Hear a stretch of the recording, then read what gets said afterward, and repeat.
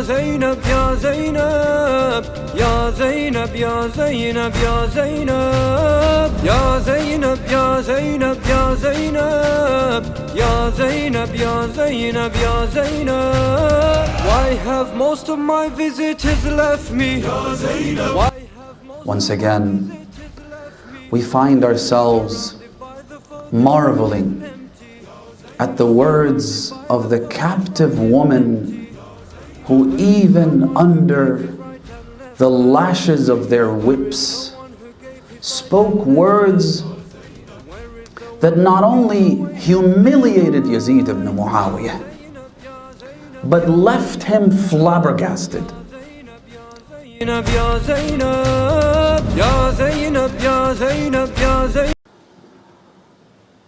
فكت كيدك واسع سعيك وناصب جهدك فوالله لن تمحو ذكرنا ولن تميت وحينا. Once again, we find ourselves marveling at the words of the captive woman who even under the lashes of their whips spoke words that not only humiliated Yazid ibn Muawiyah but left him flabbergasted. Yazid was drunk with power, victory, youth, and alcohol. The intoxication, the inebriation was overwhelming. And yet even he could understand that Zainab bint Ali ibn Abi Talib, bint Fatima, is mopping the floor with him. And he couldn't even raise a hand. He couldn't even speak back. And while the words of Zainab alayhi salam flew right over his head, meaning that he couldn't fathom what Zainab was talking about, the truth of the matter is that even we don't understand what Zainab was talking about. Zainab was expressing divine will, using language, spoken word, that is inherently deficient. Our languages, even the most comprehensive, even the most deep and meaningful, and one with the largest vocabulary, the Arabic language, is intrinsically incapable of comprehending things that relate to Allah subhanahu wa ta'ala. Zainab, in these short words, is articulating what is essentially impossible to be articulated using words, letters, and syllables. But the more time progresses, the more humanity understands that Zainab was truly onto something. She says to him, Kit kaidak. Kaid in the Arabic language is a scheme, a plot. In other words, she's saying, you can pull any trick from your sleeve that you want. Do whatever you want. Wasa sa'yak. Spare no effort. Wanasib jahdak. Struggle to the point of your death. فَوَاللَّهِ لَن تَمْحُوا ذِكْرًا.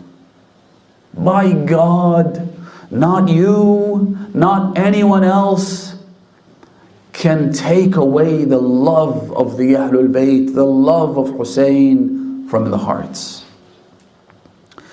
And so, once again we find ourselves marveling at these words, thinking Zainab was onto something. Because let's face it, brothers and sisters,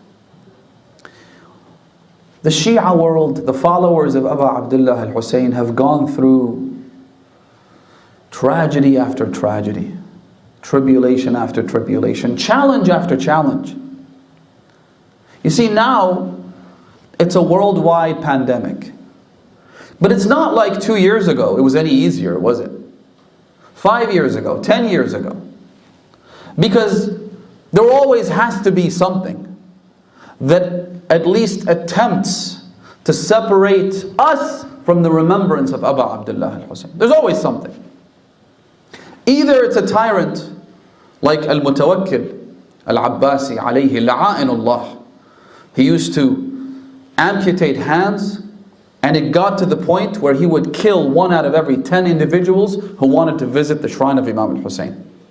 So it's either a tyrant that goes back 1,000 years, or a tyrant that lives in this day and age, where the followers of the Ahlul Bayt in certain countries aren't allowed to commemorate the tragedy of Imam al-Hussein. Either that, or it's a systematic campaign of elimination against the followers of the Ahlul Bayt by means of, you name it, bombing their Husayniyat and Imam Bargas and mosques.